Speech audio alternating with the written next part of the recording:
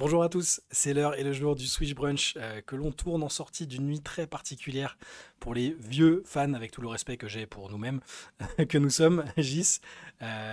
Avant de parler de tout ça, je voulais rappeler que vous pouvez voter pour les trophées de la communauté, hein, sur le lien qu'on vous avait déjà relayé la semaine dernière, mais on vous le remettra en dessous, pour les trophées de fin de saison, MVP, Rookie de l'année, MIP, et on fera une synthèse de tout ça, et ce seront donc les trophées de la communauté qu'on mettra en parallèle avec les trophées de la rédaction.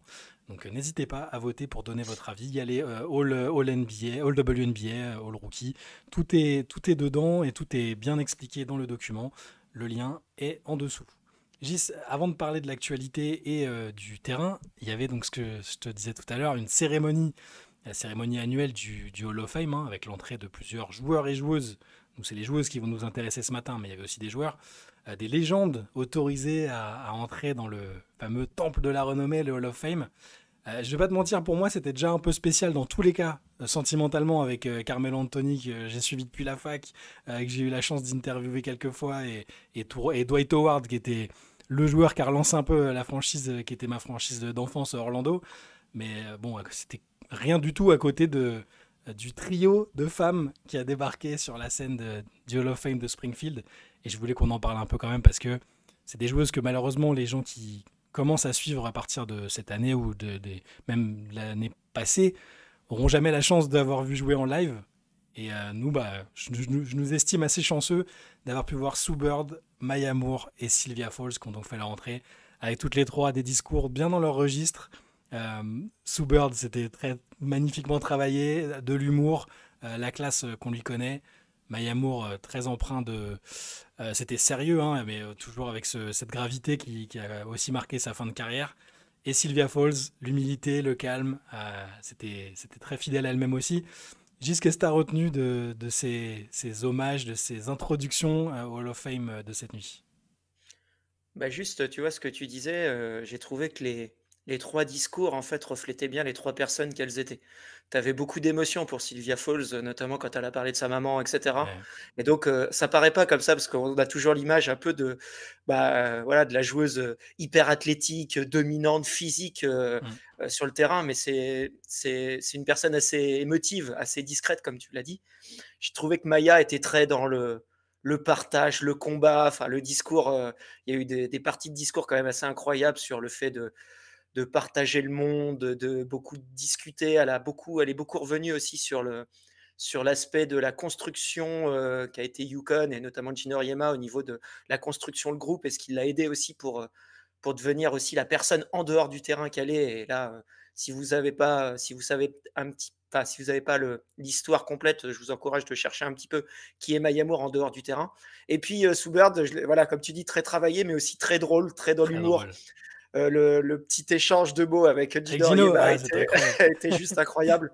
Donc voilà, les vidéos sont disponibles. Elles étaient aussi sur le League Pass, donc je pense qu'elles sont aussi en replay. Ouais. Vous pouvez les écouter, hein. Bon, si vous êtes évidemment un petit peu soumis à l'anglais quand même, Ouais. mais ça vaut le coup. J'ai bien aimé parce que je trouve que ça représentait bien un peu le sérieux, le combat de Mayamour, l'émotion de Sylvia Fowles et un peu l'humour de Sue Bird. Ouais. Je trouve que c'était enfin voilà, c'était à l'image des 3 personnes et joueuses qu'elles étaient, quoi. Franchement, c'était émouvant parce que, alors il y a la réalisation que ces joueuses-là, on avait compris, hein, qu'elles étaient à la retraite, hein, on suit quand même toujours très Ouais, mais c'est la intensément. fin quand même, C'est ça. vraiment la fin. Bon, pour Sou, on a été pas mal dans le déni, même si c'était dans l'humour, hein, si vous nous suivez depuis quelques temps, vous savez qu'on faisait semblant de ne pas savoir qu'elle avait pris sa retraite tellement on l'a adorée. Mais c'était hyper émouvant parce que moi, Sou, c'est vraiment, je le dis à chaque fois, mais même en dehors du terrain, tout ce qu'elle dégage, la manière dont elle gère son après-carrière ou au niveau médiatique, je la trouve parfaite dans ses interventions. C'était déjà le cas pendant sa carrière quand elle était consultante Mmh. parfois. Mmh Elle est mh. juste, elle est charismatique sans en faire trop. Voilà, je le dis tout le temps, c'est un de mes êtres humains parmi les gens connus, c'est un de mes êtres humains préférés. Donc ça ne changera pas avec cette entrée Hall of Fame. Pour Maya, juste rapidement, pour les gens qui connaissent pas cette histoire, je la résume très rapidement. J'ai eu la chance d'écrire un article dessus assez approfondi dans l'un de nos MOOC, hein, More Than Ballers. Et Maya, en fait, Alors, c'est une fille qui avait déjà terminé le jeu, hein, quand elle a pris la décision d'arrêter. C'est multiple championne À 29 ans, à WNBA. 29 ans, elle avait tout gagné. À 29 ans, elle avait tout gagné. Et à 29 ans, elle pouvait déjà prétendre au statut hypothétique de GOAT, tellement elle a été forte et pleine de succès. Et elle a mis sa carrière entre parenthèses et au final arrêté sa carrière pour se battre pour la libération d'un prisonnier du côté de... C'était à Jefferson City. Ouais. Voilà. Et en fait, un prisonnier qui a été injustement emprisonné à l'époque, ou dont le cas a été jugé hyper rapidement, qui avait pris 20 ans de prison. Elle s'est intéressée à son cas, parce que c'était dans la région dans laquelle elle a grandi, et elle s'est battue bec et ongle pour le faire sortir, et elle a réussi à faire rejuger l'affaire, et il est sorti, il a été innocenté. Alors il s'avère qu'ils avaient noué une relation pendant le combat, c'est-à-dire qu'ils se sont mariés après, et ça s'est ajouté au côté un peu romantique de l'histoire, mais et elle continue de se battre pour plus de justice sociale contre les discriminations dont sont victimes les Afro-Américains aux États-Unis et qui débouchent malheureusement sur des situations comme celle-là où, même sans beaucoup de preuves, des jeunes Afro-Américains se retrouvent dans des affaires avec lesquelles ils ont peu ou pas de lien et ça débouche sur ça malheureusement. Donc Maya Moore, c'est la justice sociale, le combat, et elle a arrêté sa carrière pour se concentrer là-dessus et aussi pour vivre sa vie personnelle. Hein. Elle a fondé une famille après. Mais même en ayant arrêté à 29 ans, c'était une joueuse extraordinaire qui, je le disais, peut très bien être dans les discussions du GOAT, même en ayant arrêté aussitôt. Et pour Sylvia Fowles, c'est ça, c'est un peu, ça a été un repère aussi. C'était une fille hyper stable, hyper constante dans le jeu, machine à rebond, aussi pleine de succès. Voilà, franchement, c'était hyper émouvant de les voir toutes les trois. Euh, je, je sais, je pense qu'au fil des ans, là, plus il y en a qui vont arrêter. Diana, quand elle va y entrer, enfin, ça va nous faire toujours assez bizarre. Mais c'est bien parce que c'est l'occasion de rappeler un peu leur carrière et l'empreinte qu'elles ont laissée, parce que c'est important de savoir qu'avant qu'il y ait Caitlin Clark, Paige Bakers, Angel Reese et compagnie, il y a eu ces filles-là, et ce sera bien de le rappeler. Et tu me disais avant qu'on commence que tu regardais un peu leurs accomplissements respectifs et que ça donnait un peu le vertige. Ouais, alors j'en parlais hier avec des amis sur le fait qu'elle rendrait jalouse ces trois-là, n'importe quel joueur NBA ou n'importe quel joueur au monde, parce que sur les trophées, c'est complètement dingue. Alors j'ai pas listé toutes les récompenses individuelles de lycée, etc., parce que sinon on y est pour Ouais, bah 4 oui. heures. Mais juste au niveau professionnel et NCA, c'est donc 11 titres aux Jeux Olympiques, les trois, 7 championnats du monde, 7 Euroleague, parce Eh qu'elles oui. font partie d'une génération qui faisait les doubles saisons, Mm. donc en plus, qui ne s'arrêtait pas de jouer. Hein. Elle finissait la WNBA, elle jouait toute l'année, sans pause. Donc 7 Euroleague, 10 titres WNBA, 4 titres NCA, 27 fois All-Star au total. On rappelle que Maya Moore a arrêté sa carrière à 29 ans. Hein. Et il a commencé à 22. Hein. Voilà, et il a commencé à 22, Mhm. parce qu'en plus, c'est des joueuses qui commençaient à 22 Voilà. ou 23, puisqu'elles étaient obligées, elles sont toujours d'ailleurs obligées de faire leurs 4 ans de fac. 9 trophées individuels, donc DPOY, MVP, Final MVP, etc. Et la stat que j'ai trouvée la plus dingue, c'est 36 All-WNBA Team. Donc C'est 12 en moyenne, en rappelant encore une fois hein, que les joueuses arrivent à 22-23 ans. C'est juste complètement dingue, ce palmarès. Et c'est 42 saisons à L3 ouais. dans la ligue. Quoi. Et il faut préciser que parfois, il y a aussi des saisons blanches ou quasi blanches parce qu'il y a des Ouais, pour blessures. blessure. Ouais. Voilà, qu'elles ont toutes eu quelques pépins physiques ici et là. Donc c'est incroyable. Je Notamment sais sous pas, Bird. notamment sous Bird. Mm. Mais du coup, c'est pas évident de se dire qu'il y aura des filles même à l'avenir là-dedans. Bon, surtout que maintenant, il y en a de plus en plus. Hein. Les équipes sont de plus en plus fournies, il y a de plus en plus d'équipes. Ça va pas être simple d'atteindre les palmarès de ces filles-là et l'empreinte qu'elles ont laissée. Et on se réjouira toujours de les célébrer tous les ans s'il faut, mais voilà, cette entrée au Hall of Fame était particulièrement émouvante et marquante, Gis. Ouais. On va passer à l'actualité, au terrain quand même. Il y avait 2 matchs la nuit dernière. On se rapproche de la saison, hein, de la fin de la saison quand même et des playoffs. Là, il reste 2 ou 3 matchs maximum pour Ouais, deux toutes matchs. les Ouais. équipes. Sur les 2 matchs de cette nuit, Gis, le Sun a cassé le moral du Mercury qui restait sur une belle série de victoires et a probablement empêché le Mercury de finir sur le podium. Leila Lacan, lors de la victoire du Sun, 14 points, 6 dans les 30 dernières secondes avec 4 lancers francs. Et ça a gâché la fête pour Alyssa Thomas qui venait de battre le record de passes sur une saison, reprendre le record de passes sur une saison que Caitlin Clark avait battu la saison dernière. Donc Alyssa Thomas, 338 passes en 37 matchs. Caitlin l'avait fait l'année dernière en 40 matchs, 337. Je ne doute pas que dans les prochaines années, le record continuera de grimper probablement. En tout cas, défaite de Phoenix sur ce match qui probablement empêche le Mercury de viser le podium. Dans l'autre match, les Lynx ont battu les Valkyries 78-72. Très gros troisième carton de la part des Lynx, alors qu'elles étaient menées à la pause. Natisha Heidemann a égalé son record en carrière avec 24 points. Du côté des Françaises des Valkyries, dont on va parler un peu après, parce que, surprise, il y aura un petit focus sur les Valkyries, tant leur histoire est assez incroyable. Chez nos Françaises, Janelle Salin, 15 points, 8 rebonds, 2 passes. Iliana Rupert, 15 points, 6 rebonds, 2 passes, 2 interceptions. Carla Leight a joué que 9 minutes après avoir fait un gros match dans la semaine en sortie de banc. Et malgré ça, donc les Valkyries ont quand même besoin que d'une seule victoire sur les 2 derniers matchs pour valider la 6e place. C'est juste le lire, je repense au début de saison quand on discutait des classements théoriques, c'est quand même assez dingue. Mais on va en reparler après.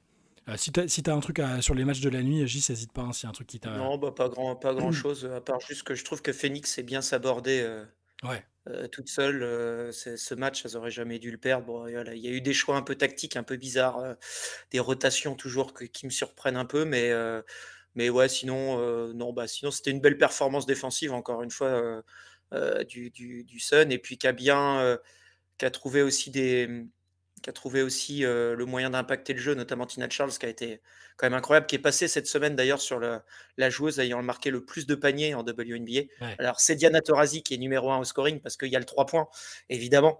Donc, mais par contre, voilà, elle a dépassé Diana sur le nombre de field goals rentrés. C'est quand même pas rien, quoi. Et elle a été énorme hier. Elle a Ouais. martyrisé, je trouve, Alyssa Thomas Ouais. en défense. Et donc, c'était assez incroyable. C'est toujours pour rappeler un petit peu, tu vois, elle fait un peu de la résistance aussi. C'est pareil Ah, elle chez les s'accroche, hein. anciennes. Je pense que tant qu'elle n'a Ça pas fait reste toutes encore les, une machine, je quoi. pense qu'elle a pas fait toutes les équipes, tant qu'elle les fera, tant qu'elle n'a pas gagné sa bague à un moment. Alors ce sera pas avec le Sun tout de suite, hein.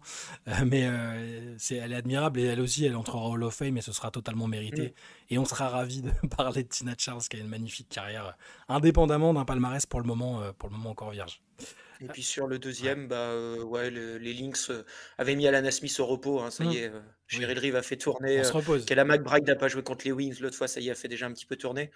Ouais, ça a été sympa, effectivement, c'était un peu serré.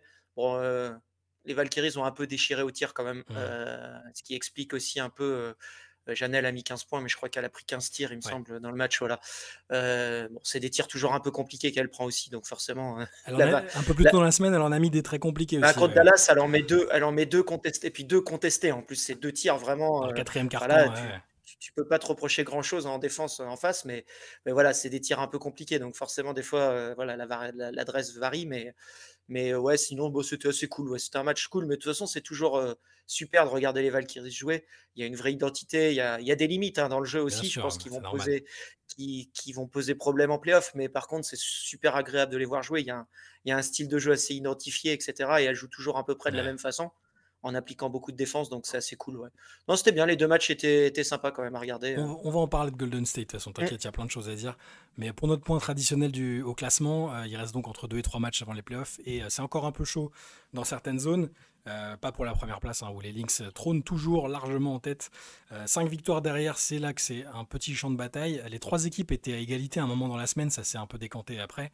En attendant de voir si Vegas peut décrocher une 14e victoire de suite, c'est Atlanta qui tient bon pour l'instant après sa victoire contre Los Angeles dans la semaine.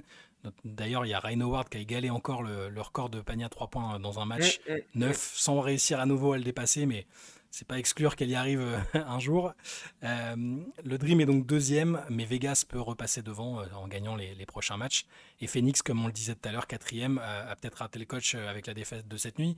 New York est cinquième et le restera a priori, hein. Golden State sixième devant Indiana et Seattle. Et c'est là que les places sont encore en question. Les places 6, 7 et 8 peuvent encore bouger en fonction des résultats. Entre Indiana, Seattle et Golden State. Golden State, je le rappelle, a juste à gagner un match sur les deux pour être assuré de la sixième place. Derrière, les Sparks, donc 9e, ont perdu leurs 2 derniers matchs. Et même si on disait qu'il restait un mini espoir la semaine dernière, là, a priori, elles ont dit adieu à la post-saison. Ça semble trop compliqué. Washington, tout seul à la 10e place, devant le trio de cancre, Connecticut, Chicago et Dallas. Dallas, magnifique tanking de fin de saison avec 9 défaites consécutives. Ouais, bon, il y a des raisons. Bien sûr qu'il y a des raisons et c'est pas Il y grave a, du il y a tout. 8, il y a 6 ou 7 blessés dans l'équipe. Enfin Ouais. bon, out pour la saison, ils ont mis tout le monde. Il y a Harry Kane qui joue plus depuis plus d'un mois. Enfin Hmm. bon, voilà, il y a des raisons, je pense aussi Bien là. sûr, et puis c'est pas très grave. On a compris que c'était un peu l'intention et au plus bas tu finis, au mieux c'est finalement. Euh, Maintenant qu'on a fait ce point sur le classement, Gis, donc les places pour les playoffs sont à peu près. Il n'y a plus trop de suspense, on sait quelles équipes devraient aller en playoffs. Quant aux détails vraiment des places, il sera bien temps d'en Ouais. reparler après. Mais Mm. après, si t'as des choses à dire dessus, n'hésite pas. Non, je pense que le 6, 7, 8 là, c'est encore très Mm. ouvert. Bah, le 2 et 3 aussi, hein, voilà. Je pense que ça joue là, hein. Il reste 2 et 3 encore, et puis 6, 7, 8 là Mm. qui peuvent être en débat. Les Valkyries ont quand même, bon, on Seattle et, et Minnesota à jouer sur les 2 derniers matchs. Ouais. C'est pas forcément très simple non plus. Bon, après, Minnesota vont peut-être aussi mettre tout le monde au repos sur le dernier match, hein, donc on verra, mais bon, on va voir. Mais voilà, c'est un petit peu incertain quand même entre le 6 et 8, et puis Mm. bah, entre Vegas et Atlanta. Moi, je pense que c'est pas terminé encore. Il faut rappeler que Vegas a le tiebreaker puisqu'elles ont battu Ouais, le Dream 3 3-1, tu le fois, ouais. disais tout à l'heure. Ouais. C'est ça, ouais. Donc Vegas aussi, en poursuivant sa série, si elles arrivent jusqu'à 16 victoires de suite sur la fin de saison, seront assurées d'être deuxième. Ce qui est plutôt, ouais, c'est plutôt une bonne chose d'éviter Minnesota jusqu'au bout si c'est possible. Bah, c'est ça, quoi. Voilà, dans Bah, de toute l'optique d'un façon, si elles parcours. sont deuxième ou troisième, elles éviteront Minnesota. Ouais, Mais par contre, tu as l'avantage du terrain quand même en demi-finale, ce qui ouais, est quand même pas rien quand même. c'est pas Surtout que négligeable. on est sur des séries de 5, hein, donc Ouais, c'est quand même bien, quoi. tout à fait. Gis, on peut passer au focus qu'on a choisi cette semaine. Il y en a quelques-uns. Celui par lequel on voulait commencer, c'est évidemment celui sur les Valkyries. Les Valkyries, alors ponctuellement durant la saison, on s'est un peu étonné, émerveillé de ce qu'elles arrivaient à faire, alors que c'est une franchise d'expansion, on le rappelle, avec un effectif sans superstar, avec la plupart des joueuses qui sont soit des role-players, soit des européennes qui viennent ou reviennent, qui n'ont jamais vraiment eu des opportunités. Y a tellement de choses sur la composition de cet effectif qui est incroyable que on voulait parler de cette qualification officielle depuis cette semaine pour les playoffs. Les Valkyries vont jouer la post-saison. Je rappelle que dans nos previews de début de saison, on les mettait globalement entre la 11e et la 13e place. Je crois les avoir mis 13e, ce qui était un magnifique pronostic, mais on n'était pas les seuls à les avoir vus comme ça, évidemment. Et je voulais qu'on revienne un peu sur ce succès inattendu qui est assez rare dans le sport américain quand même. Alors, je dis succès, elles vont déjà se qualifier en playoff, c'est ça le succès. Et en dehors de quelques franchises, notamment au hockey, où rapidement les équipes ont été compétitives, c'est assez incroyable. Dans une ligue dont on n'arrête pas de louer la densité en termes de talent, pour toi, c'est quoi les raisons principales qui font que Golden State va jouer les playoffs? Parce qu'il y en a qui disent oui, bon, bah, il y a eu beaucoup d'équipes qui se sont loupées cette année, ou alors il y en a qui vont plutôt dire bah, ces joueuses-là étaient sous-cotées, ou alors pour toi, c'est quoi les trucs principaux qui expliquent le succès? Bah, déjà, je pense que le sujet majeur, c'est Nathalie Nakassé. Je pense que c'est le choix du front office Mm. de faire venir cette coach qui a eu, qui avait eu une expérience en fac, je crois, avant de partir aux Clippers, puis après avec Vegas, avec Becky Hammon. Mais voilà, qui a aussi une culture un peu différente, qui avait une culture un peu NBA. D'ailleurs, ça se voit un peu dans le style de jeu aussi, Mm. dans les analytics, dans le fait de prendre beaucoup de 3 points, de construire des défenses aussi hyper agressives pour limiter les accès au panier, etc. Je pense que c'est surtout elle quand même, parce que l'effectif, il est intéressant. On l'a déjà dit plein de fois dans la saison, c'est pas un effectif jeune. Quand vous regardez Mm. l'âge, c'est beaucoup plus âgé que le Sun, c'est plus âgé que Dallas, et cetera. C'est des joueuses, il y a beaucoup de joueuses expérimentées, beaucoup d'européennes, tu as beaucoup de bonnes joueuses, mais ça manque peut-être un peu de talent globalement, enfin de stars en tout cas, de première option. Je pense que c'est ce qui va faire un peu la limite en playoff, mais est-ce qu'il aura fait d'ailleurs, on va dire, un peu défaut dans plein de matchs cette année aussi, pour espérer aller au-dessus, hein, encore une fois. Mm.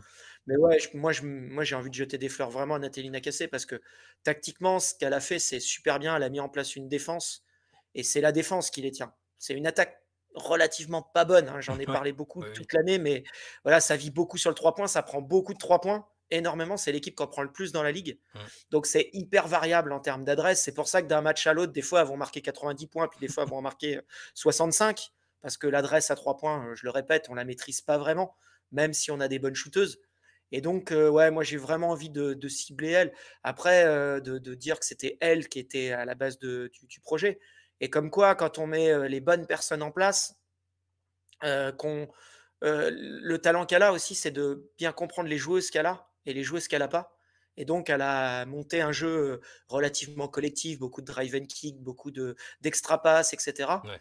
Et ça, c'est très positif. Je pense que c'est vraiment ça.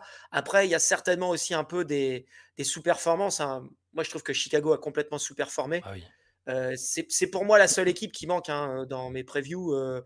C'est la seule équipe qui est pas en playoff que j'avais mis Ouais. personnellement. Donc voilà, je pense que Chicago a sous-performé. Je pense qu'il y a des raisons aussi, hein, qui a fini 6e, Indiana sans Caitlin, voilà, je pense qu'avec Caitlin, elles sont top 4, Oui. donc ça décale tout et Golden State aurait reculé aussi. Seattle est bien trop bas en termes de sous-performance, c'est pas normal que Seattle soit Mmh. 8e. Voilà, il y a les Sparks aussi, moi, que j'ai trouvé quand même décevant défensivement et donc qui, j'imaginais les voir, bon, elles sont à la lutte, mais les voir peut-être rentrer, même si je les avais pas mises, je les avais mis aux portes. Mmh. Voilà, il y a des raisons des autres, mais en même temps, ça, quand les autres se foirent, bah, il faut bien y aller. Et puis, elles ont bien fait ce qu'il fallait. Et donc, je pense que la construction d'équipe a été bonne, le coaching a été bon. Et puis, effectivement, bah, il y a quelques petites circonstances annexes, mais bon, ça existe dans toutes les saisons, quoi, Ouais, hein. ouais, ouais, je vais te dire, mon constat, c'est qu'il y a eu un refus de la médiocrité. C'est-à-dire que tout de suite, sur tous les aspects. C'est-à-dire que même si sur le papier on se disait bon, à l'équipe ça va être un peu compliqué au niveau talent pur, ça va être dur. En prenant cette coach-là, ils ont pris une coach qui visiblement avait vraiment pas envie d'être sur un projet de 3 à 4 années avant que ça devienne intéressant. Elle a tout de suite voulu que ses joueuses soient compétitives, quelles qu'elles soient. Il y a eu un refus de la médiocrité sur même le package de la franchise, sur tout ce qui a été direction artistique, tout le boulot autour de la salle. Enfin, c'est fou de se dire qu'il y a eu 22 matchs à domicile, 22 fois guichet fermé, et plus grosse affluence moyenne pour une équipe qui, je le répète, n'a aucune superstar identifiée au début de la saison, et même à la fin d'ailleurs, il n'y a pas de superstar identifiée. Je regarde l'effectif, elles ont perdu. Elles avaient une All-Star, elles avaient Kayla Thornton qui devient All-Star en cours de saison, qui se blesse gravement. Donc même ça c'est aussi à mettre à leur crédit, c'est assez incroyable.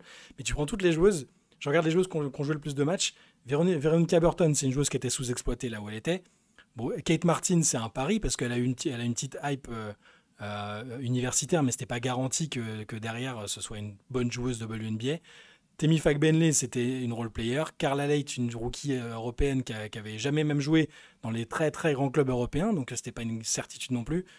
Janelle Salin, c'est une européenne, on sait à quel point elle est forte, mais voilà. Euh, Tiffany Hayes, elle a manqué pas mal de matchs, mine de rien, c'était un peu l'expérimenté de l'équipe, mais même parmi les joueuses All-Star, c'était pas une superstar parmi les stars, tu vois ce que je veux dire. Et je peux citer tout l'effectif comme ça, des joueuses qui étaient des role-players Ouais. ailleurs, c'est assez Ap- impressionnant.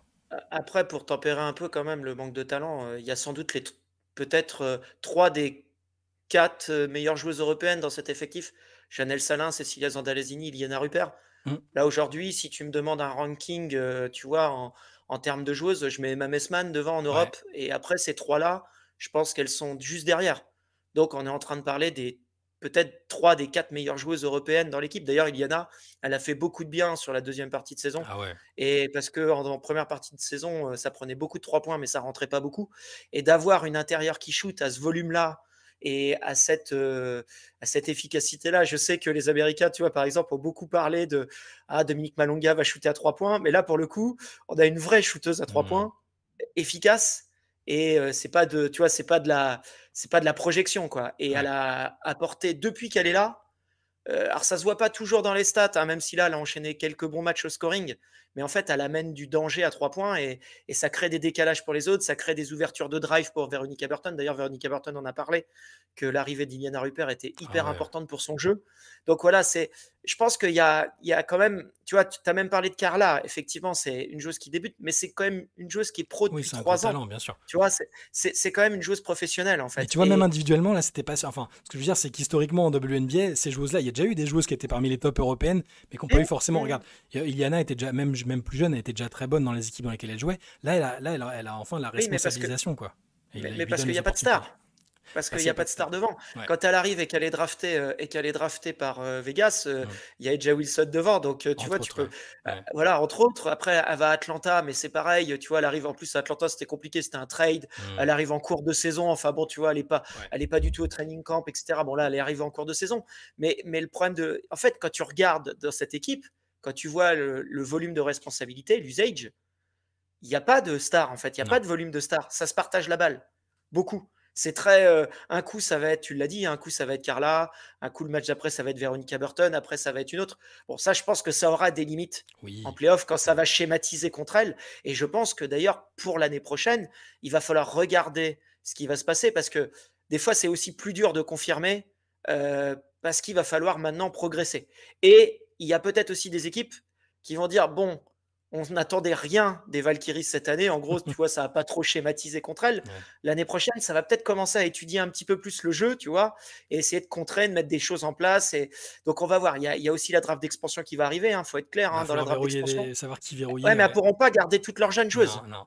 Donc, elles vont forcément en perdre au profit de certainement d'autres équipes d'expansion. Donc, ça va être intéressant de voir. Ce qui est important, et tu l'as dit, c'est qu'ils ont bien valorisé la franchise. Donc, je pense que c'est un moyen d'attirer la free agency. Mais c'est pareil, c'est pas une certitude non plus. En fait, Mm. on n'a pas de vécu, on n'a pas de retour. Donc, on va voir. En tout cas, ce qui est important, moi, je pense, c'est qu'elles ont un bon front office. Malgré le petit couac qui s'est passé avec Julie Vandelot quand même, Ouais. ça je n'oublie pas quand même, parce Non, que moi non c'était plus. quand Ouais. même pas terrible. Et elles ont une bonne coach. Donc, après, je veux dire, elles ont des jeunes. Donc, normalement, tout est en place. Il y a toute l'identité visuelle, le public, enfin, tout ce qui a été créé, qui a quand même beaucoup été repris aussi sur la culture des Warriors, tu vois. Ils se sont servis de vraiment l'engouement des Warriors pour monter tout ça. Et c'est cool, hein. Donc, tout ça, c'est positif. Après, maintenant, il va falloir voir l'année 2, ce qui va se passer. Elles auront du coup un pic de draft assez loin, là, avec les deux Ouais. équipes d'expansion. Donc voilà, donc on va voir. Donc ça va peut-être pas être un grand talent à la draft. Donc beaucoup de choses je pense, vont matcher, savoir sur quelle joueuse tu vas perdre à la draft d'expansion et aussi quelle joueuse tu es capable d'attirer à la free agency. Et donc ça, bah, on le verra, quoi. Mais en tout cas, l'année, ouais, c'est super. Et puis au niveau du jeu, voilà, moi j'ai vraiment C'est adoré cette plaisant, mais équipe. oui. Grosse défense et puis jeu moderne avec beaucoup de tirs à 3 points, beaucoup d'analytics, hein, j'en ai parlé au début Ouais. pour essayer de chercher on n'a pas forcément de grandes stars, donc on va chercher la rentabilité des tirs au maximum et prendre beaucoup de 3 points. Et bah voilà, ça marche plutôt bien. Donc non, c'était très positif. Puis super content de voir nos 3 Françaises Bah ouais, là-dedans. c'est génial. Et notamment, moi, bah, après Carla, elle est encore jeune, mais je trouve que de voir Janelle Iliana, c'est pareil. C'est trop bien. J'ai regardé le replay contre les Wings là d'hier, enfin d'avant-hier, et voir Paige, Ellie Jones, Iliana Rupert et Janelle Salin qui se sont joués au Mondial Ouais. 2017, 8 ans plus tard en WNBA dans un match C'est génial. où d'ailleurs les 4 ont été bonnes en plus Ouais. dans le match. J'ai trouvé ça, je trouve que le clin d'œil a été super et j'étais super content pour elle. Et voilà, moi j'adore Janelle Salin et Iliana Rupert en plus, vous Bah le oui, savez sans depuis doute. des Donc, années, bien sûr. je suis super content de les voir dans ce contexte-là, quoi. Ouais, moi, tout est réjouissant sur la franchise. Vraiment, il y a un truc qui marque, c'est l'atmosphère créée là autour de. T'as raison, ils se sont inspirés des Mm. Warriors, mais tu sais, ils ont appelé leur salle le Valhalla. Ils ont, Ouais, ouais, ouais. bon, c'est beaucoup de. Il y a de la communication, mais ils ont créé un truc, tu vois. Ils se sont pas Mm. juste dit, bon, on est une nouvelle franchise, on a le temps, on peut être super nul au début, tanker, machin. Mais toute l'atmosphère autour, quand tu vois Janelle à la fin qui harangue le public et tout, enfin, toutes les joueuses sont à fond dedans. La direction a l'air à fond dedans, les fans, ils ont vraiment déjà créé une fanbase. Il y a des gens connus qui vont au match. Moi, je pense que les free agents, elles sont pas aveugles, hein. Elles regardent aussi elles regardent ce Ouais, qui se non, mais bien passe. sûr. Donc, elles peuvent très Non, mais bien attirer des free agents je, dès l'année je, prochaine. Ouais. Je disais pas qu'elle pouvait pas en Mm. attirer, je disais que c'était incertain comme Oui, en oui, plus bien l'année sûr. prochaine, comme tout le monde est free agent, Ouais, enfin je veux dire en fait on peut même pas se baser non, sur quelque chose, on n'en sait rien de c'est tout le clair. monde peut on peut retrouver Nafissa Collier aux Valkyries l'année prochaine. Toutes les joueuses sont libres. Ouais, Donc c'est vrai. c'est très compliqué et après, dernière petite phrase là-dessus, je pense que ça met la barre très haut aussi. Ah, pour les autres D'ailleurs, franchises, ah ouais, d'expansion. d'ailleurs Cheryl Reeve l'a dit en conférence de presse que ça mettait la barre très, très haute par rapport, aux nouvelles franchises d'expansion. Donc on va voir parce que bah, je ne sais pas si Portland ou Toronto auront effectivement on va dire le passif aussi parce que encore une fois là il y avait aussi un contexte installation des Warriors. Enfin tu vois tout était parfait en termes d'environnement. On le savait, Ouais. hein, c'est un gros marché.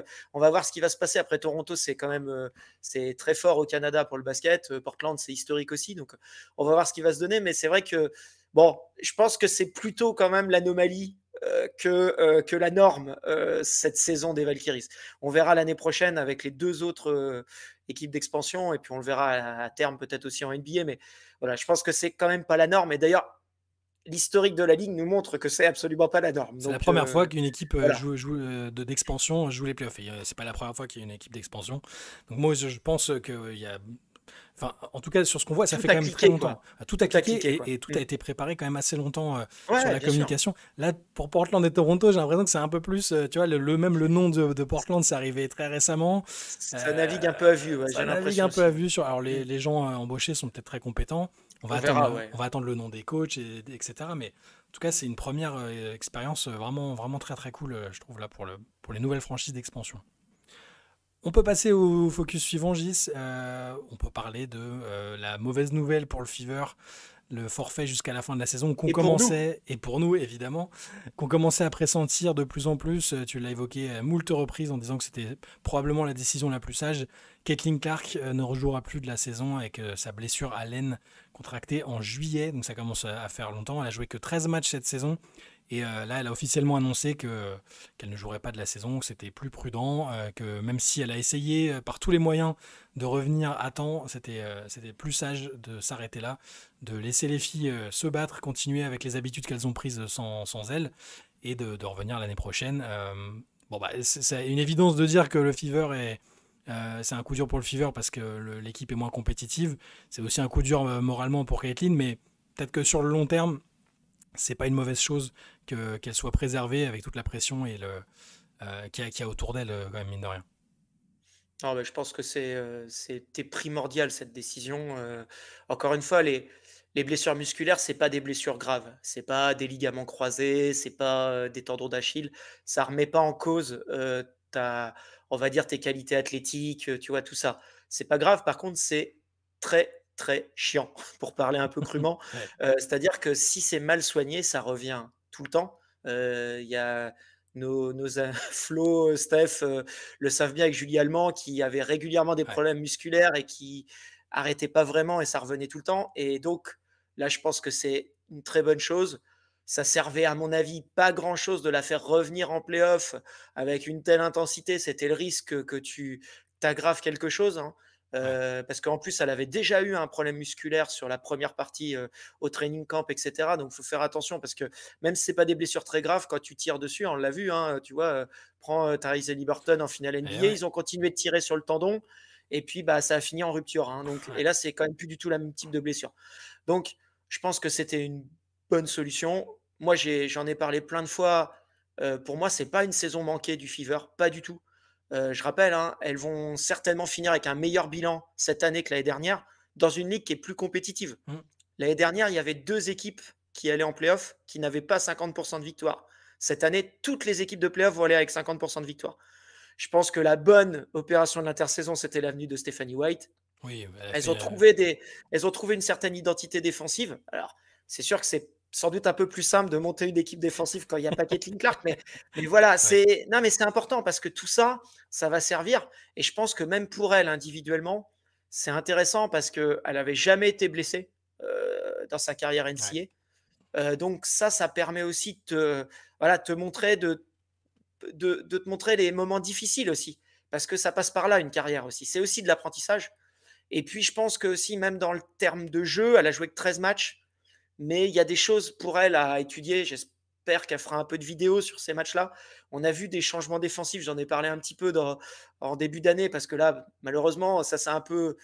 J'ai pas pu vraiment confirmer si les équipes avaient vraiment fait des choix parce qu'après elle s'est blessée. Mais je pense qu'il y a plein de choses dans son jeu qu'elle doit améliorer, qu'elle doit travailler. Et tout ça, en fait, ça lui a sans doute donné du temps aussi pour travailler sur là-dessus. Et moi, j'attends une grosse intersaison. On va pouvoir récupérer, se mettre un peu au frigo aussi. Ouais. Même si cette année, du coup, on en a moins parlé parce qu'elle a moins joué. Je pense que c'était aussi peut-être positif pour elle pour un peu redescendre un peu tout le bazar autour d'elle parce que pour elle, c'est quand même pas simple à vivre, j'imagine en tout cas. Ouais. Et donc, voilà. Donc, je pense qu'il y a plein de choses positives et c'est pas grave en fait. Voilà, Kathleen, elle est 2002. Bon, ça va revenir l'année prochaine. Alors, l'équipe sera peut-être plus la même parce que voilà, il y a une free Tout le agency, monde est mais, free agent, ouais.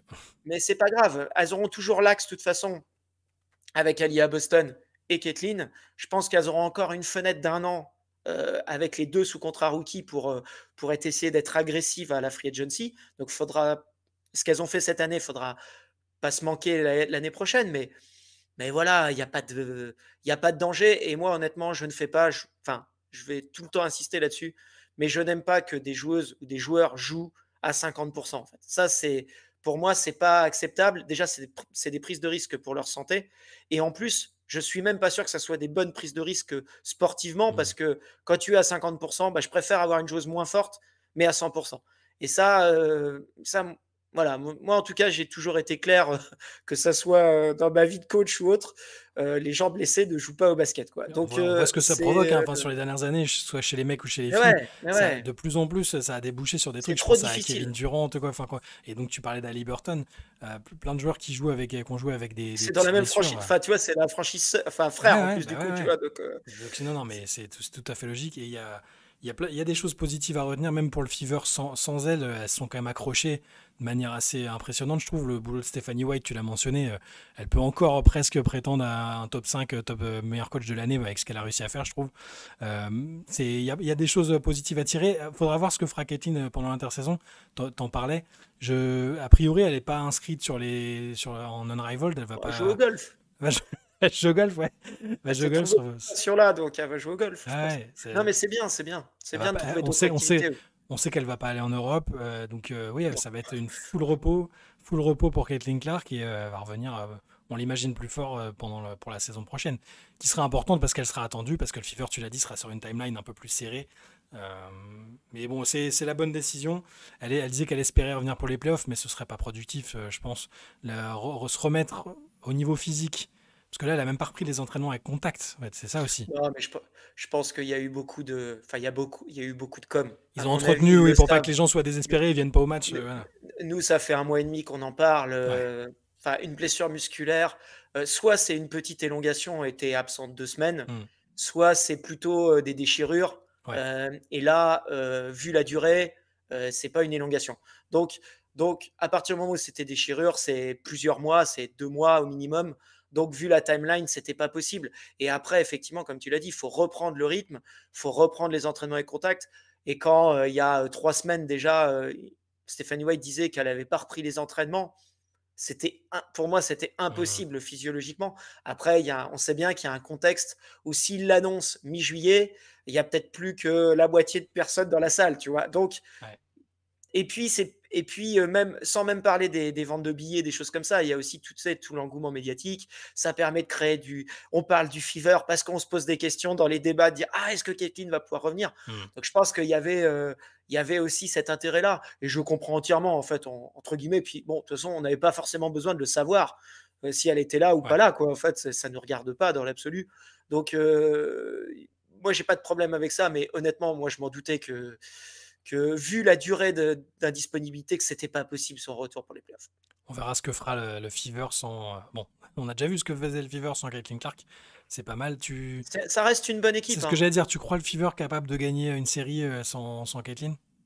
Bah, faut voir l'adversaire, faut voir à quel. Je pense que si elles finissent Septième premier, au. donc si c'est Vegas ou Minnesota, je pense que ça va être compliqué. Hmm. Si c'est Par Atlanta. contre, par contre, Atlanta. Bon, moi, après, je crois pas beaucoup dans Atlanta en playoff. J'ai Donc, vu, j'ai remarqué, mais voilà, je vais pas. Parce que je pense que le style de jeu est quand même relativement contrable. Mais Stephanie White est une bonne coach. Après, peut-être pas passer. Parce que je pense qu'honnêtement, avec les Valkyries, c'est les deux équipes les moins talentueuses là actuellement. Parce qu'il n'y a pas Caitlyn à Indiana. Même si je pense que les Valkyries sont l'équipe la moins talentueuse globalement. Mais c'est en 3 matchs, peut-être pas passer, mais par contre, elles peuvent vraiment, je pense, embêter une équipe. Parce que tactiquement, Stephanie White a des idées de jeu, c'est bien mettre le doigt. Je me rappelle d'un match sans Kathleen, sans Harry McDonald aussi, je crois, où elle joue Vegas et elle exécute un plan de jeu parfait pour bien cibler soit la défense extérieure de Vegas, soit Eja Wilson loin du panier. Et ça, on le sait, hein, c'est une coach hors norme pour s'adapter. C'est une coach qui a fait plein d'adaptations en playoff. Donc, je dis pas que je pense que sur le talent, ça peut pas aller loin, c'est clair. Ça peut peut-être pas passer un tour, mais attention quand même parce que des fois, une bonne adaptation tactique. On a vu les Valkyries là récemment battre New York sur une adaptation tactique, tu vois. Et pourtant, entre le talent des deux équipes, il y a quand même pas photo. Donc attention quand même. Moi, je, moi, je pense que ça reste une bonne équipe et que c'est une équipe qui peut être piège même sans Caitlyn. Par contre, évidemment, c'est pas une équipe qui peut aller au titre. Même si moi, je pensais qu'avec elle, elle pouvait aller au moins en finale. Peut-être pas gagner, mais je l'avais un peu en début de saison. Je pense qu'avec elle, elles auraient pu aller en finale. Et globalement, si elles arrivent à aller en playoff, à faire plus de 50% de victoire, je pense qu'avec Caitlyn, il y avait plus que. Enfin, c'était envisageable de faire top 4. Quoi. Et peut-être même top 3. Même. Ce sera peut-être le cas l'année prochaine, on verra. Et puis on suivra évidemment la série de playoffs qui concernera le Fever. On voulait passer à un autre sujet, Gis, plus sur le côté médiatique. Angel Reese, qui, j'allais dire qu'elle a dégoupillé. Est-ce que c'est vraiment dégoupillé ou est-ce que c'est simplement... Je suis pas d'accord. Non, voilà, c'est ce que je voulais dire parce qu'en fait, ça a été traité médiatiquement de deux manières. Il y a ceux qui ont dit c'est un scandale, c'est normal que la franchise la suspende.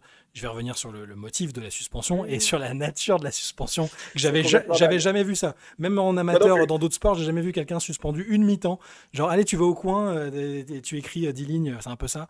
Bref, c'est un peu décousu. Angel Reese a été suspendu donc pour une mi-temps lors du dernier match du Sky pour ses propos qui sont parus dans un article d'ESPN de Michael Voepel, dans lequel, en gros, elle critique très clairement la construction de l'équipe et laisse entendre que ça lui conviendra pas pour l'avenir. Je reprends un peu ces termes.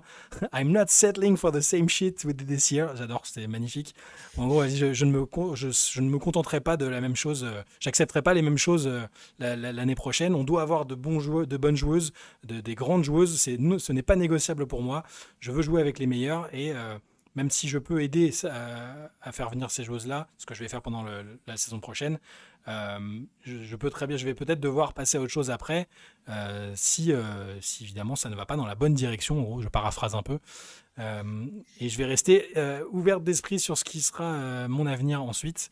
Évidemment, ça n'a pas plu au front office du Chicago Sky, qui avait peut-être pas besoin de ça. Elle a cité aussi, elle a été interrogée sur Courtney Vandersloot. Elle a dit que c'était pas quelque chose sur lequel son retour n'était pas quelque chose sur lequel l'équipe pouvait forcément compter pour devenir forte par la suite, notamment à cause de son âge et de la blessure. En gros, Angel Reese met une grosse pression sur le Sky, ce que j'entends parfaitement vu que c'est censé être le visage de la franchise et qu'elles étaient quand même attendues un peu mieux. On sentait déjà qu'il y avait un petit doute après le renvoi de Teresa Weatherspoon avec lequel elle s'entendait très bien. Et ça s'est confirmé là après la saison catastrophique sur le plan du bilan du Sky. Gis, qu'est-ce que tu as pensé de ça ? Qu'est-ce que tu as pensé de la suspension ? Et qu'est-ce que tu entrevois pour la suite après cette sortie médiatique et cette passe d'armes avec sa direction ? Alors déjà, juste pour préciser, elle a un peu tempéré en conférence de presse la critique sur ses coéquipières. D'ailleurs, il y a eu une petite réunion et honnêtement, quand on a vu le dernier match qu'elle a joué, ou le dernier match, pas le dernier match, elle n'a pas joué, mais le match d'avant, elle a joué. Elles ont gagné contre le Sun et en plus, bon, quand tu vois les échanges avec les coéquipières, je pense que ça va quoi en termes dans le groupe. Donc voilà, elle a tempéré un petit peu en disant que ça avait été un petit peu pris sorti hors de son contexte, contexte, etc. Bon, voilà, c'est peut-être un peu des excuses déguisées aussi, hein, mais voilà. Mais en tout cas, voilà, c'est important de le préciser. Après, moi, je suis jamais forcément trop fan dans le basket des sorties comme ça. Il y en a beaucoup en NBA, il y en a peu en WNBA, ça commence peut-être, mais c'est peut-être une question de génération aussi. Après, là où moi, je comprends totalement ce qu'elle dit, c'est qu'en fait, il faut reprendre le contexte de Chicago, quoi.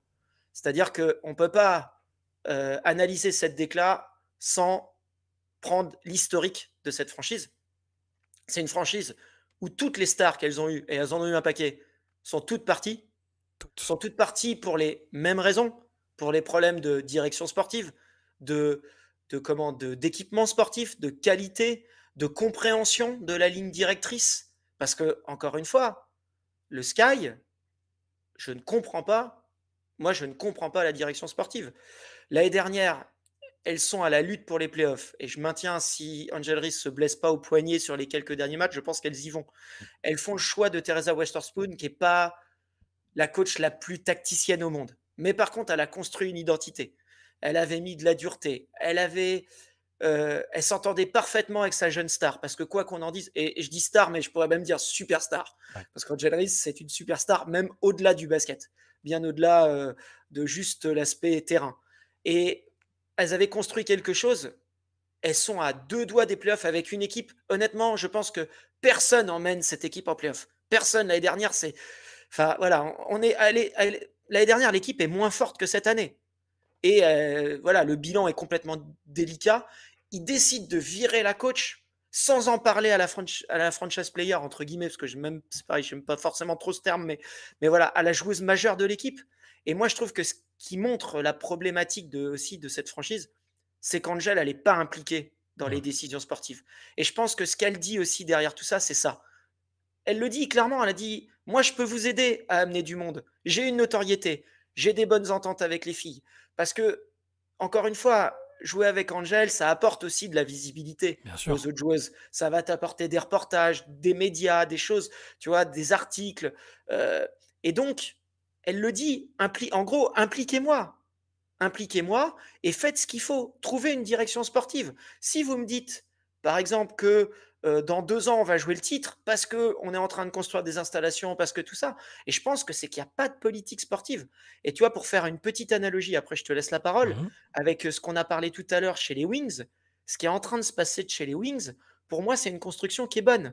Tu vois, les trades de demi-saison, ils ont discuté avec Harry Kay, ils ont discuté avec Paige. Ils les ont mis dans le process. Par contre, là, on est sur des joueuses, Caitlin, Paige, Angel, qui n'accepteront pas, mais clairement, d'être mauvais pendant 3 ans, 4 ans. Ce n'est pas du tout dans leur caractère, c'est des compétitrices hors normes, c'est une jeune génération aussi, qui est dans une génération qui est, tu vois, qui a appris à communiquer différemment, qui communique dans leurs médias, dans leurs propres médias. Et je le maintiens, Angel, c'est pas une sale gosse, on lui a mis beaucoup cette étiquette-là, c'est une bosseuse, c'est une joueuse qui n'a jamais eu de problème avec ses coéquipières dans toute sa carrière, au lycée, dans les facs, etc. Là, c'est juste qu'elle se dit, moi j'ai fait 1 an, ok, première année, j'ai explosé. Deuxième année, on m'a promis, on a fait des trades, on a envoyé des pics pour essayer d'être compétitif. Et en fait, on change le coach. Le coach n'est pas bon. Ça met 2 mois et demi à commencer à construire des petites choses. Mais au bout d'un moment, elle voit les problèmes aussi sans doute internes que nous, on ne voit pas. Tu sais, les installations, le manque de professionnalisme. Je pense qu'il y a un avant-après aussi avec le All-Star Game où elle avait discuté justement des installations avec Alyssa Thomas de Phoenix. Et vous savez à quel point j'adore la comparaison entre les joueurs. Je pense que c'est des joueuses qui se ressemblent énormément. Et donc, je pense qu'il y a un avant-après ça. Et au bout d'un moment, elle s'est rendu compte des qualités des autres, de la qualité sportive, de construction, tactique. Elle a déjà d'ailleurs dans l'article évoqué aussi des moyens, dire « Ah ben moi, il me faut mettre des shooteuses autour de moi ». Donc ça veut dire qu'elle comprend bien, tu sais, l'intérêt de jouer du playmaking, d'avoir des shooteuses autour pour lui libérer de l'espace. Et voilà, donc à un moment, il faut que le Sky bosse, quoi. Et à mon avis, au-delà de bosser, donner une direction claire. Et je pense que cette franchise, depuis des années, alors il y a eu le titre avec, tu vois, l'arrivée de Candace. Enfin, tu sais, c'est un peu la parenthèse enchantée où il y a eu des joueuses expérimentées qui sont arrivées, elles y ont été très bien. Mais franchement, prenons depuis la draft de Sylvia Falls. Mais c'est un paquet de. Mais oui, t'as raison, toutes les joueuses majeures sont parties. Il y a eu des trucs ponctuellement problématiques. Rappelle-toi Gabi. Gabi, c'est ce que j'allais te dire. Gabi, qui n'avait pas aimé non plus la manière dont elle avait été traitée. Pour rementionner James Wade, dont on a pu parler depuis un certain temps, depuis qu'il est parti de la Ligue, mais qui avait eu ce succès, qui était un bon coach. C'était vraiment un bon coach WNBA, il n'y a aucun souci. Il avait attiré des stars, lui. Il avait attiré des stars, il avait joué ses réseaux. Par contre, après, sur le plan, vu qu'il avait multiples casquettes, ce qui est toujours un problème aussi, ça, on le redira jamais assez, mais Il y avait eu des choix même humains, sportifs, qui étaient compliqués, et ça s'est vu après. Moi, le seul truc, en fait, j'ai été pris un peu de court parce que après la fin de règne de James Wade, qui avait été, à mon sens, désastreuse pour l'avenir de la franchise, hein, il avait hypothéqué des pics pour tenter un truc. On avait l'impression que c'était pour sauver sa place, mais il savait qu'il allait partir. Enfin bref, c'était très compliqué. Le début de boulot de Pagliocca, Ouais, j'avais bien aimé. j'allais l'appeler Gianluca comme le gardien italien, mais Jeff Pagliocca. Euh, le début semblait bien, on s'est dit, ah putain, il y a un mec qui bosse, il a réussi à gommer une situation qui était catastrophique, on se disait, mais qui va vouloir être GM du Sky avec tout ce qui s'est passé? Il avait bien travaillé, il avait réussi à récupérer quelque chose, il mise sur une coach que nous, on adore tous, Teaspoon. Ça a beau ne pas être la tacticienne, tu l'as dit, c'est pas la tacticienne ultime, Non, mais, c'est clair. mais dans les discours, tu l'entends parler, tu pars à la guerre en fait avec Teaspoon.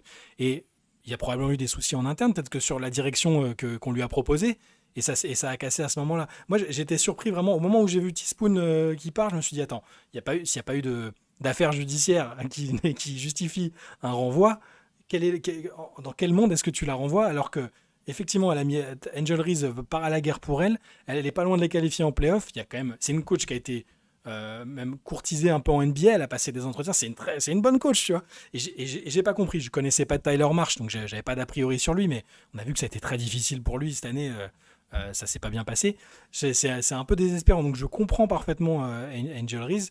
Euh, Après les termes employés, ça a peut-être été fait sous le coup de Ouais, bah la c'est. frustration, hein, parce que c'est quelqu'un qui a beaucoup. Faut aussi se mettre ça en tête. C'est-à-dire que effectivement, c'est une nouvelle génération, elles disent ce qu'elles pensent, elles sont actives, proactives. C'est aussi une fille qui a une pression gigantesque, c'est-à-dire de par son activité, hein, tous les jours, si elle regarde ses messages, c'est ah, vous êtes naze, pourquoi vous gagnez pas, machin. En plus, maintenant, elles reçoivent des trucs genre, j'avais mis que tu allais prendre 15 rebonds alors que tu en as pris 13. Ah, mais bien sûr. Bon, c'est des trucs, elles vivent, et ça vaut pour Caitlin Clark, Paige Baker, toute la jeune génération qui arrive. Elles vivent, mais certes, elles maîtrisent ces codes-là, mais elles ont une pression médiatique que aucune des très grandes joueuses qu'on a évoquées avant n'a eu. Et ça entre en ligne de compte. Donc je peux comprendre qu'avec son tempérament, son envie de gagner, sa compétitivité, c'est une chose qu'elle a gagné à l'université, donc qui a pris des habitudes, qu'elle se dise, bah non, c'est pas normal. Donc après, la manière dont ça a été retranscrit, Ouais, ça après, bon, voilà, c'est quelqu'un qui a un c'est autre caractère un peu chose. entier. Mais du coup, là, c'est là que je voulais t'amener là-dessus, parce qu'on en parlait entre nous avant de commencer. Il y en a beaucoup qui pensent, et je pense que tu es dans ce cas-là, qu'il y a un divorce acté entre Angel Reese et le Sky et que peut-être on les reverra plus ensemble. Ouais, moi je pense, enfin, je le pensais déjà depuis un petit moment, même avant Mm. ces déclats, ça se ressentait quoi. Alors après, on va voir, hein, tu vois, elle est sous contrat rookie, il y a encore 2 années de contrat rookie. Le truc, c'est que je pense que si c'est vraiment cassé, à un moment, il va falloir la transférer. Et l'avantage entre guillemets du Sky, c'est que si tu mets Angel sur le marché, bah tu vas récupérer quoi. Alors après, on pourrait se poser la question sans direction sportive de quand tu vas récupérer des choses, qu'est-ce que tu vas en faire? Mais ça, Ouais. c'est plus le problème d'Angel et du transfert. Ouais, moi, je pense que j'ai du mal à voir que, à moins vraiment, peut-être une prise de conscience à l'automne, là, tu vois, du Sky, de se dire, bon, ok, on a peut-être un peu, on s'est un peu trompé sur plein de choses. Mm. Encore une fois, moi, j'insiste beaucoup sur le fait d'échanger avec Angel, de communiquer sur qu'est-ce qu'elles veulent construire. En fait, ça se passe tout le temps comme ça dans le sport américain. Je Mm. dis pas qu'il faut que les joueuses ou les joueurs décident des effectifs. C'est pas ce que je dis. Non, mais qu'ils soient Je dis juste consultés, de quoi. prendre la température. Voilà, de prendre la température sur le choix du coach, sur l'identité. Disons qu'on prenne leur avis. C'est même pas de les faire décider, c'est de prendre leur avis et de les impliquer dans le recrutement, de les impliquer dans tout ça, dans le style de jeu. Et là, moi, je pense que c'est mort. Je pense que ce genre de déclaration, tu vois, quand ça sort, la suspension absurde là, de la demi-mi-temps, parce qu'on n'en a pas parlé, mais donc ça va être quoi? Elle va être en tenue de ville pendant la première mi-temps, puis à la mi-temps, elle va changer, puis elle va rentrer sur le terrain comme ça d'un seul coup. Non, mais c'est grotesque. Enfin, je veux dire, à la limite, Ah non, mais. si tu assumes, suspends-la jusqu'à la fin de la saison, Ah tu oui, vois. voilà. Là, à la limite, c'est une suspension que je peux comprendre, tu vois. Ouais. Bah alors, le demi-match, là, franchement, quand j'ai vu la déclaration, je suis tombé de ma chaise, quoi. Ah ouais. Bref, non, je pense que c'est consommé et on va voir, hein. Et après, bah, si elle est mise sur le marché, encore 2 ans de contrat rookie, donc ça veut dire une valeur extrêmement grande Ça parce va se que tu as une bousculer. joueuse. tu as une joueuse énorme et en plus tu as un contrat qui coûte rien, quoi. Je pense que les 12 autres équipes, enfin même 14 là en l'occurrence, parce qu'on va en avoir deux de Ouais. plus, quoi, vont passer des coups de fil. Alors après, on verra. J'espère hein, quand même, parce que moi, j'ai toujours, je souhaite pas de mal aux franchises, tu vois. J'ai envie que toutes les franchises soient Mm. compétitives. J'espère qu'elles vont arriver à reconstruire les morceaux et puis arriver à avancer. Mais je vois pas. Le problème, c'est que je pense que c'est pas mort, mais je vois pas le Sky changer de direction, tu vois. Et donc, à mon avis, si le Sky change pas de direction sportive, bah, je vois pas comment c'est possible de s'améliorer, de rabibocher tout le monde, quoi, tu Et vois. si toutefois, donc le divorce est consommé et que du coup il faut l'envisager dans une autre équipe, si tu devais choisir une équipe dans laquelle tu te dis, en termes de style de jeu éventuellement, enfin de besoin de l'équipe ou d'effectif qui est déjà en place, et en plus de décorum, j'allais dire, autour de la personnalité qu'Angel Reese, est-ce qu'il y a une équipe où tu te dis, moi je la vois vraiment très bien ici, je serais cette équipe-là, Ah, je monte le trade à tout prix. il y en a plein. Parce qu'en fait, tu mets Angel Reese dans n'importe quelle équipe de la ligue. Alors, bien sûr, il y a des équipes qui en ont moins besoin. Mm. Mais moi, je pense qu'il faut plutôt partir sur des équipes jeunes quand même. Mm. Parce que, encore une fois, si on part du principe que l'année prochaine, les équipes gardent leur star, tu vois, parce qu'encore une fois, avec la Free Johnson, on n'en sait rien. Je pense qu'il y en a 3 qui seraient intéressantes dans les équipes jeunes. Une où j'ai un peu de mal à voir les assets, mais parce qu'après, il faut parler des assets. Mais les 3 que je penserais comme ça serait Golden State, Mm.